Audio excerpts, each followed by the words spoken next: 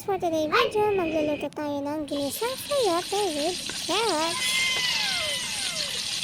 Magigisa muna tayo ng sibuyas, yung bawang. Pagkatapos, maglalagay tayo ng ground pork. I-mix lang ito hanggang ito ay maluto ng bahagya. Next, lalagyan natin siya ng patis. Alam niyo ba guys, yung patis is pampawala siya ng lansa, diba? Next, naglagay ako ng oyster sauce. Yan naman is optional. Kung gusto yung lagyan or hindi, it's okay. Pagkatapos, yung sayote at yung carrots naman yung ilalagay natin. Lagyan natin siya ng pampalasa, magic sarap, at konting asin.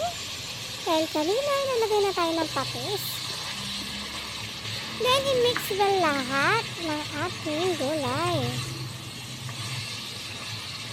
Diba mga momsies? Super dali itong lutuin. At syempre, dapat meron din kayong pritong isda. Bagay na bagay yan sa isda. Kahit anong isda guys, pwede. May partner na siya. Parang ikaw, may partner. Next, siyempre yan, hintayin natin siyang maluto guys. Ayan na. Ang gusto ko sila sa gulay is half cook. Kasi mas masarap sa pag half cook.